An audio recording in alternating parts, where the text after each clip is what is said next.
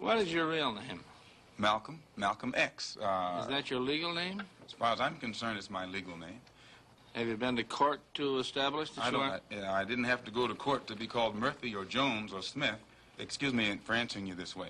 That's if all right. a Chinese person were to say his name was Patrick Murphy, you would look at him like he's insane, because Murphy is an Irish name, a European name, or the name that has a Caucasian or white background. And a yellow person, Chinese is a yellow man, and he has nothing to do or no connection whatsoever with the name Murphy. And if it doesn't look proper for a person who is yellow or Chinese to be walking around named Murphy or Jones or Johnson or Bunch or Powell, I think it would be just as improper for a black person or the so-called Negro in this country, as we're taught by the Honorable Elijah Muhammad, to walk around with these names. And therefore he teaches us that during slavery, the same slave master who owned us put his last name on us to denote that we were his property.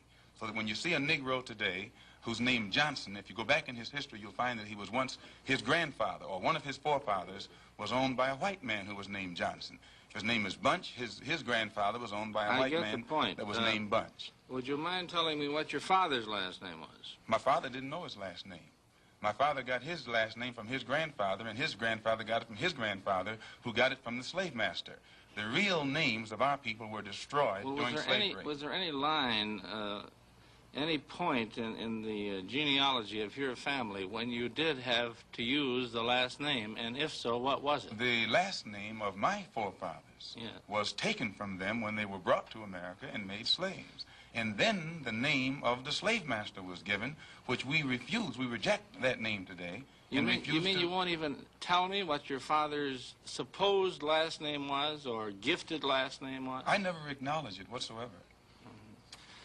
Let me ask you about the status of Elijah Muhammad. First of all, is he ill? I spoke to him today. He is in better health than he has been. He's suffering from asthmatic bronchitis. Is that why he didn't attend your rally on last Tuesday? The only reason that he didn't attend was his ill condition, and the weather here, especially on that particular day, was of such nature that it would have been almost insane for him to come. Well, now, did you hold that meeting last Tuesday because it coincided with the general election, the primary election? I think if you study the history of Mr. Muhammad's work and religious work in this country, we've had our convention on February the 26th every year for, I think, the past 33 years.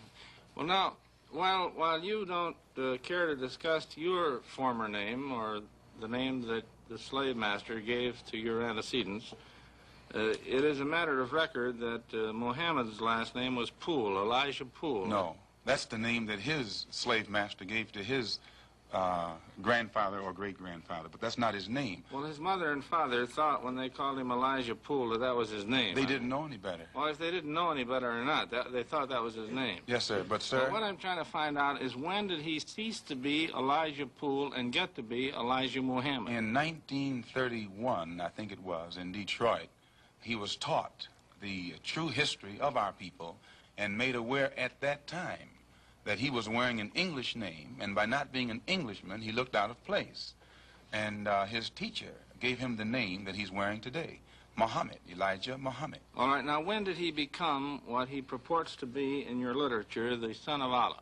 I've never heard the Honorable Elijah Muhammad referred to as the son of Allah. The prophet of Allah. Okay. I've never heard him referred to as the prophet of Allah. What do you refer to him Messenger of Allah. All right, the messenger of Allah, and I appreciate the correction. Yes, he says that a prophet is somebody who predicts the future, and he's not predicting the future, whereas a messenger is someone who carries a message that has been given to him by one who authors that message. Well, now, who gave him the message, and to whom is it supposed to be delivered? Master W.F. Muhammad, the one who taught him, is the author of the message. He gave it to the Honorable Elijah Muhammad, which makes him the messenger. And he's to deliver that message of truth and righteousness to the 20 million American so-called Negroes, which means he's to teach us the truth, which will awaken us, and then show us how to live a life of righteousness, which will automatically qualify us for recognition as human beings by all other righteous human beings here on this earth. Well, now, one other question. With reference to what Mr. Hurlbut asked you a little bit ago, you took a very moderate position of wanting independence without having any hatred for the whites. Do I understand that correctly? Hatred is not involved in it whatsoever.